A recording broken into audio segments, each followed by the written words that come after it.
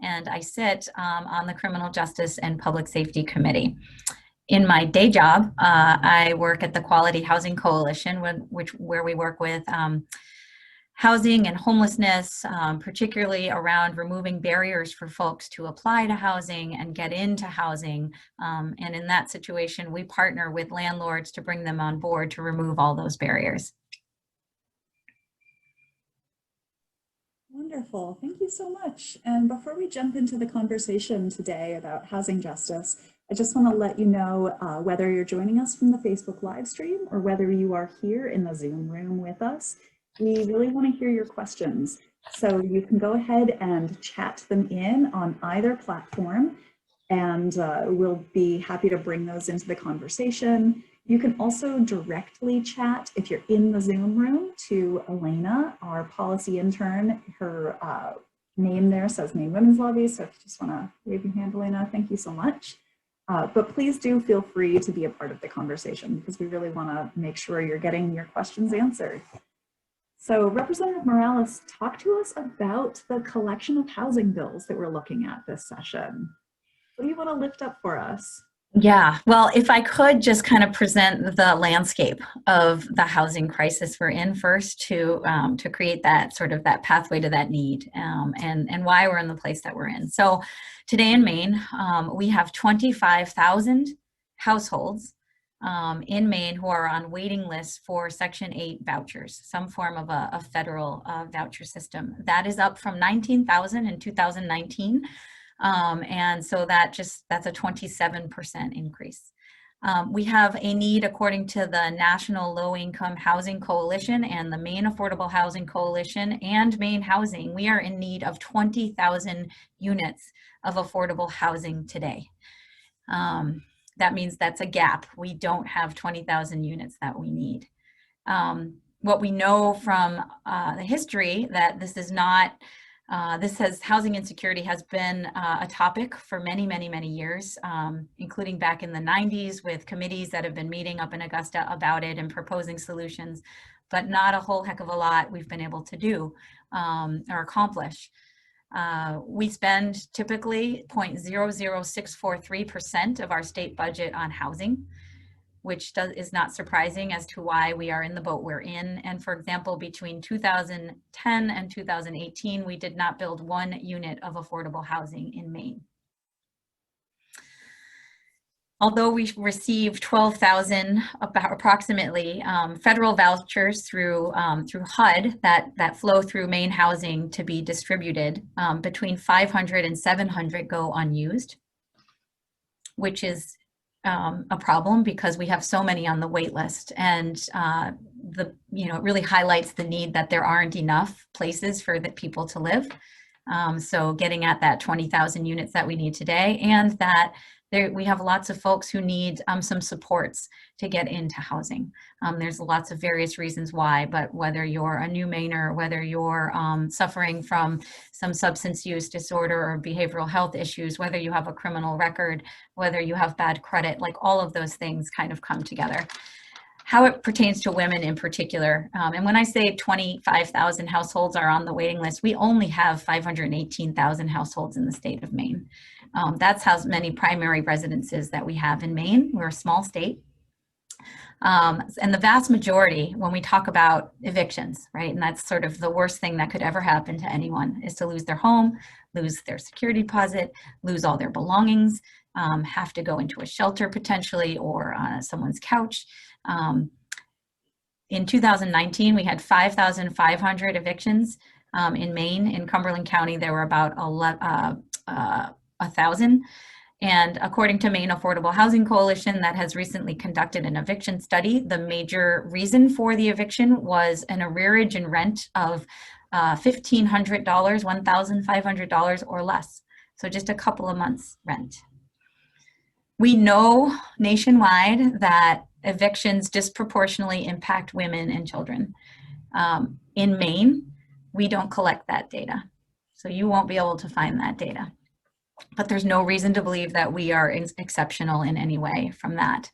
We also know that about 2% of the children and families caught up in our Office of Child and Family Services and CPS, Child Protective Services, that 2% of the children removed from their homes, one of the major reasons is because of homelessness. So what do we need to do given the state that we're in? Things in there I want to follow up on, but yeah.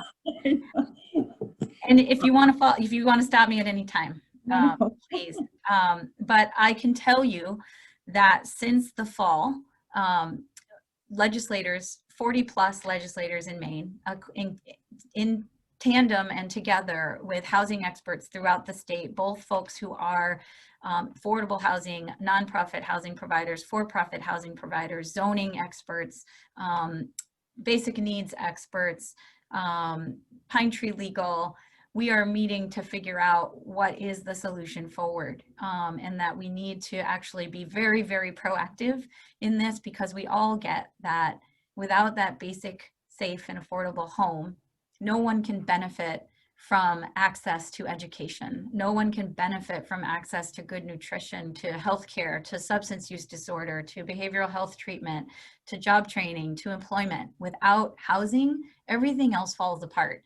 And it is that Maslow's, pyramid of needs. And it's never been more evident than it is today. And it's Maine, but it really is everywhere. But Maine's reliance only on the federal government for housing has to end. We really need to take this up as something that we invest in our workers, our families, our children in, so that we build an infrastructure of housing supports, which will in the end benefit the entire economy. So not only will we have better outcomes, human outcomes for our children in schools when they're not moving from district to district as their families find themselves in homelessness and they have to leave their friends in their community. But we will see that employers will have employees that are more stable and able to do a better job and stay in their employment. So we'll see it reverberate, but getting that message out. So that's what 40 plus legislators and I have been doing since September. And it's really exciting because we have come up with a lot of amazing bills to really focus on, to get us together in funding these. And so I'll just talk about a few of them that I'm putting forward, but I have to tell you that I am supporting every single one of the bills that we're all working on. We all are. The point of us coming together was that we're not going to just approach this independently. We have to be a team. Because our constituents, our residents just have such great need at this, and we have to do it right and get the policy right. But housing policy is not sexy. It's hard to talk about. It's hard to fund. So it's just a really tricky thing, which is why we've been spending so much time on it. So one of the bills that I'm putting forward, which hasn't yet come out with a LD number, is a Maine housing voucher program. And so it would focus on, we know that we need, and this is kind of, a 10-10-10 plan. And this is also potentially a bill of how we get there, but it's a framework of, we need 10,000 housing units. We need 10,000 affordable housing vouchers. So 10,000 units actually built, 10,000 vouchers in 10 years. We just have to set that goal that we're moving forward with a plan, and then we need the funding to flow to that. So there's excuse me, yeah, go ahead. I didn't mean to interrupt. You had said that we have vouchers that are currently going unused. Yes. Because there's no place to spend them, is that right? So this is coupling both an increase in vouchers, but then also an increase of units so that you can actually make that match. Yes, yes. And also recognizing that we need funding for supportive housing. So there are many folks who really do need supports to get into that unit and to establish a solid landlord-tenant relationship and to have sort of that wraparound supports, that the wraparound supports that we know folks need in terms of behavioral health supports, healthcare supports, all of that. From our perspective, from my perspective in my job at Quality Housing Coalition, housing equals health. You can't have one without the other. And so that's where we're coming at. So my bill is a Maine housing voucher program bill. And it kind of gets at that 1,000 housing vouchers that we fund through Maine state housing funding for our families. And it's you know, between 7,500 and 10,000 a year per household to fund housing vouchers. So it's significant if you think about the number of folks in need. I also have a bill around general assistance. Again, none of these are fully out and ready to go yet, but I'll describe it.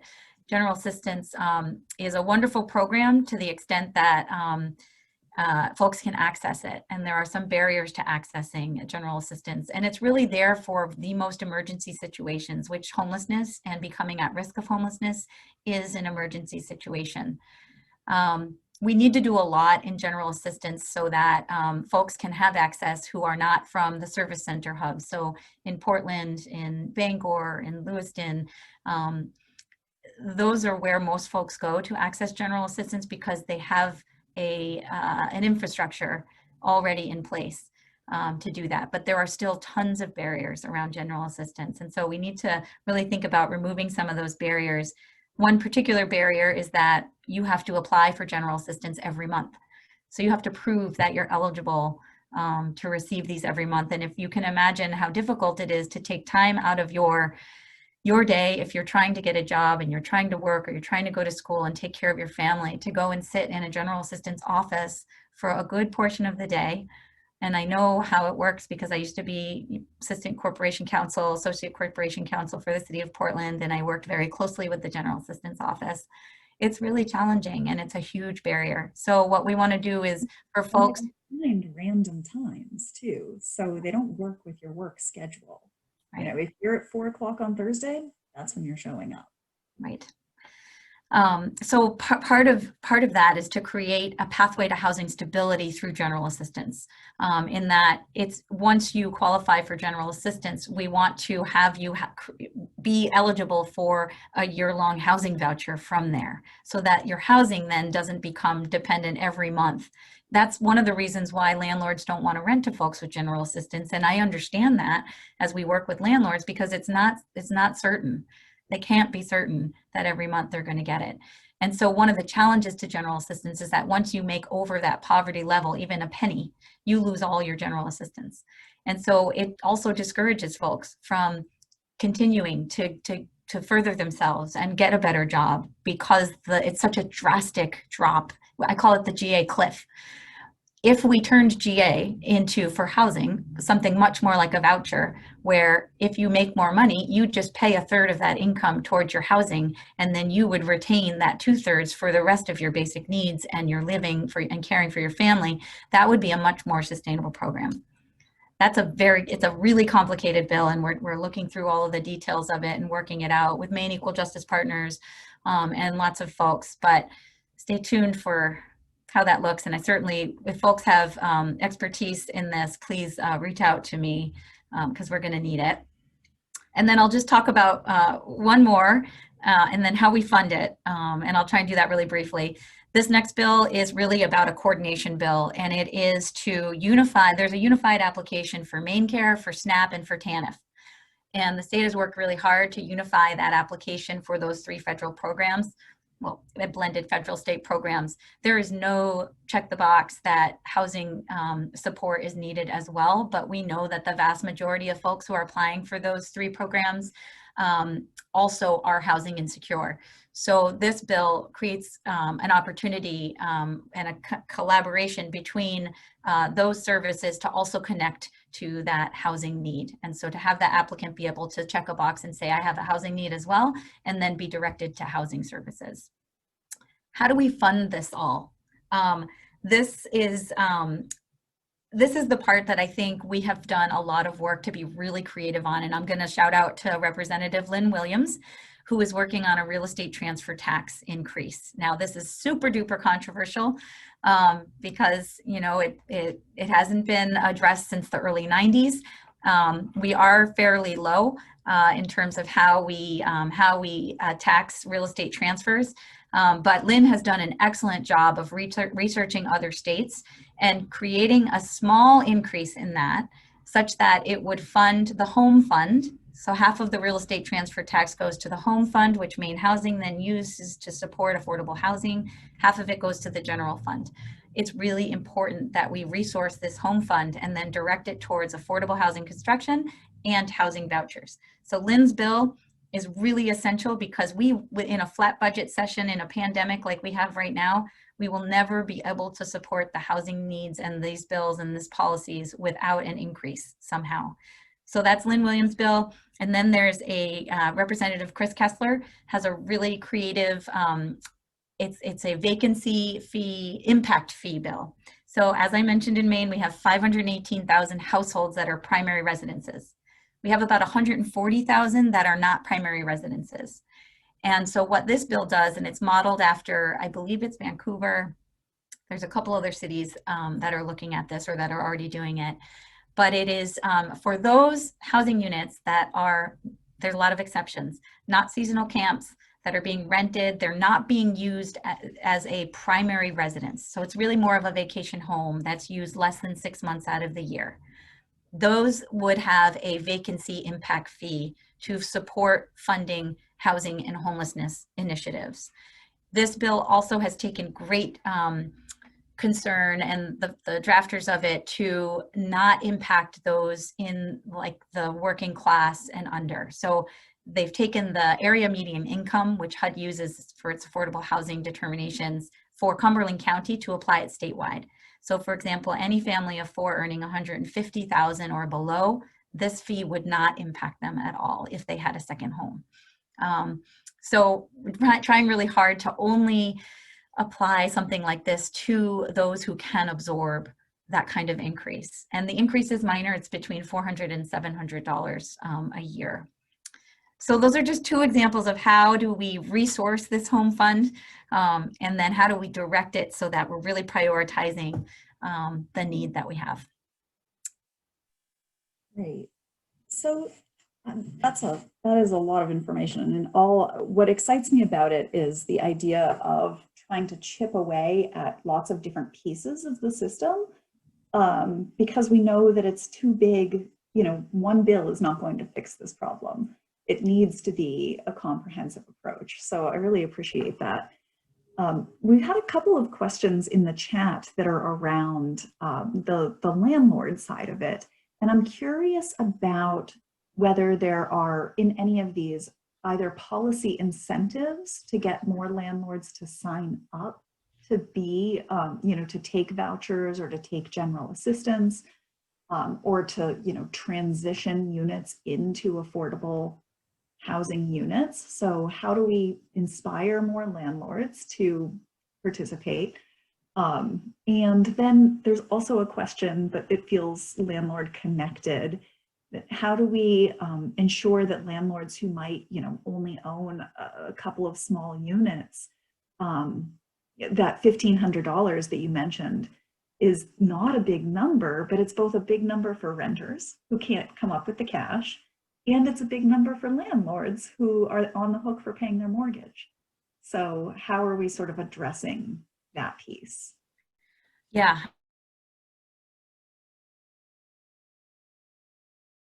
As you all know,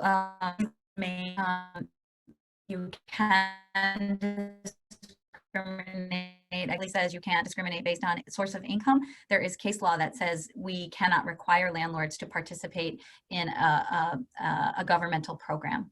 So that's sort of how we get around it. So Representative Collings has a bill in, Ben Collings, that fixes that, and that requires folks to rent to anyone regardless of their income. That doesn't necessarily get out that rents are high. And so there can be rent set at a higher rate in a market that will accept that, or to the extent that folks can pay that. And that goes to we need to build more affordable housing. It's not as simple as supply and demand, but it actually kind of is. We really need that. But to go along with that, and this is our speaker, Ryan Fecteau, has another bill that hopefully we'll get through, is I'm a land use attorney. You know that we cannot actually, even if we have the funding for affordable housing, we'll never build it if we don't change our zoning codes so that we can build higher, more dense, in areas that are along transportation nodes, near service centers, near schools, near amenities, near parks. Not only is that greener, but it's also connecting folks to more services, But so that's a big bill that he has coming down that's supported by the Maine Affordable Housing Coalition. And it creates a whole group of experts throughout the entire state to really figure out how do we give municipalities the tools that they need to change their zoning codes so that we are more housing friendly and ready to go if we can get this funding through. About the eviction piece and other things around landlords, Senator Carney has a fantastic bill around eviction prevention and resourcing Pine Tree Legal, because what we know, and I can't remember the data around it, but oh, I wish I had it. I was just at a meeting about it, but a large percentage of renters obviously are not represented by council. And those who are represented by council normally don't get evicted, but the majority who are not represented by council end up in evictions. And so we just know that when we know this at Quality Housing, we don't do the legal piece of it, but we know when we get involved early on to mediate and resolve issues very early on, typically we can resolve them and move on. And so Representative Carney, or Senator Carney's bill is really going to be important in that regard. Mm-hmm. And I don't know, did I not answer another question? I think, a couple of questions just in sort of inspiring landlords to participate, and I think you spoke to that, and then protecting landlords from foreclosure. So that's a great point, because there's also a quality issue, and we are the oldest housing stock in the country. We have a lot of lead in our buildings. It is really challenging, and there's a lot of landlords who can't afford to renovate their buildings. And so it's a big deal. We see that in sort of the foster care system too, where we want to bring on foster parents, but actually they don't have the egress windows or the money to put them in. And so then they're great family ready to go, but they can't be a part of the program. And why can't we then do that for them? Sort of those sort of simple things that are just around de-siloing how we look at the work that we're doing. And, when I talk about de-siloing, I also think a lot about the criminal justice system, because we know, and that's, you guys know, probably some of you know me, I'm really focused on getting people out of the system, and housing is the biggest need. For example, the young people in Long Creek today, 53% of them are only there because they have nowhere else to go. They are actually homeless. They're not a public safety risk. And it makes me cry to think about it all the time, because that's just not a system that we should have in the state. We need to solve it. And what we're finding, particularly for folks in recovery, for folks leaving the correction system, we don't have anything in place where there's a warm handoff from this system into housing and supports.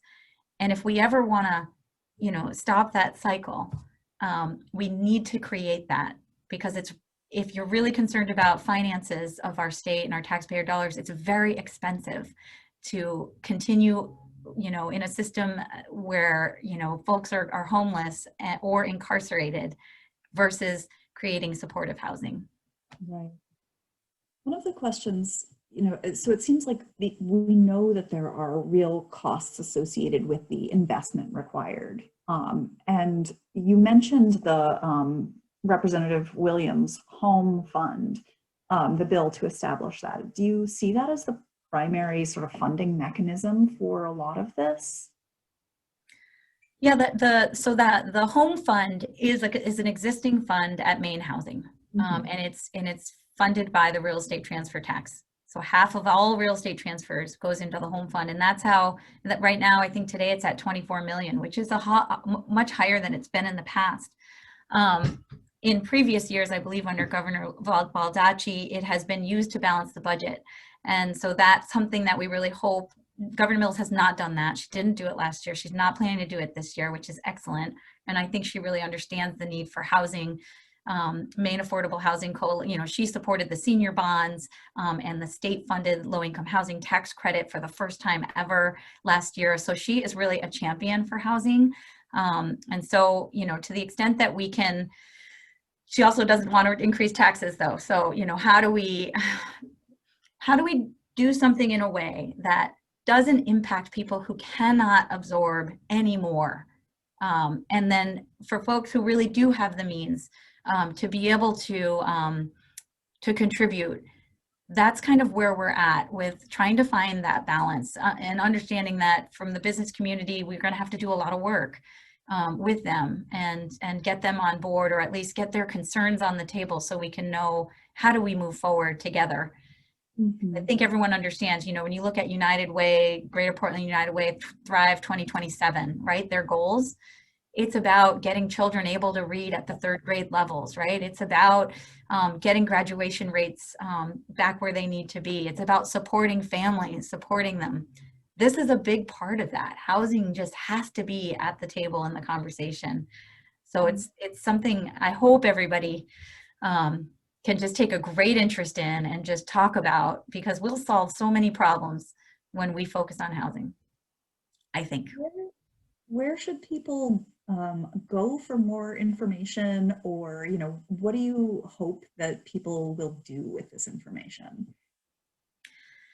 I would say reach out to your legislators, reach out to your representatives, to your senators, reach out to your city councilors and town selectmen, reach out to your school board members.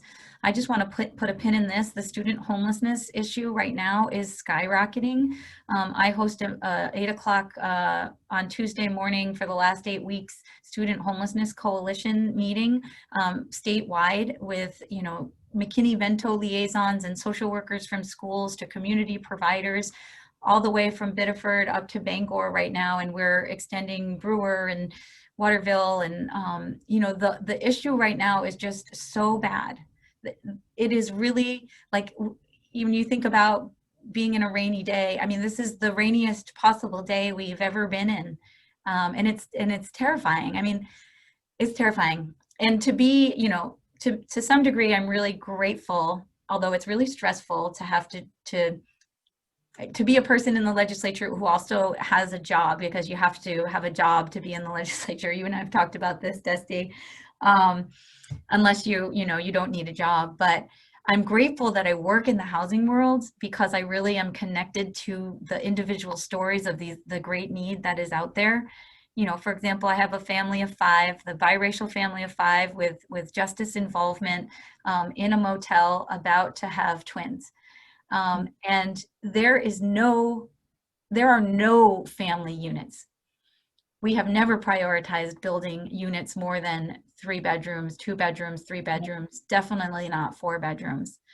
And so there is no place for this family to go. And this is just one of many, many, but it's really, I'm grateful to have their voice with me as I'm able to talk at the State House about this issue and how it's impacting humans that we value so much and our economy.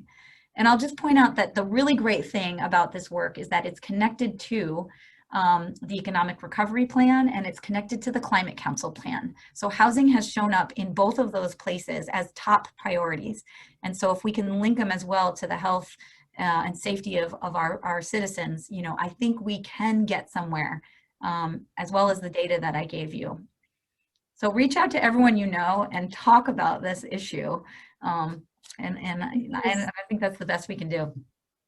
That's really exciting, and I so appreciate the wealth of information you brought here today. I'm really glad that your voice is represented in the State House. So thank you for being here, and thanks for everybody else who was able to join in today, whether you were on the Facebook live stream or here in the Zoom room. All of these bills are in our legislative tracker. We have over 200 bills in the tracker. It's updated every week. I've just dropped the link in the chat. We also have a series of how-to videos. So for folks who may not be familiar with how to navigate the legislative Facebook or the legislative page, it's, you know, pretty complicated. There's a lot of information there. So lots of little how-to guides and videos. So please follow along and join us next week. We have Senator Ann Carney talking about pregnancy and postpartum care. So thank you so much, Representative Morales, and to everybody who was able to join us today. Thank you for having me. All right, great, thank you. Have a great afternoon.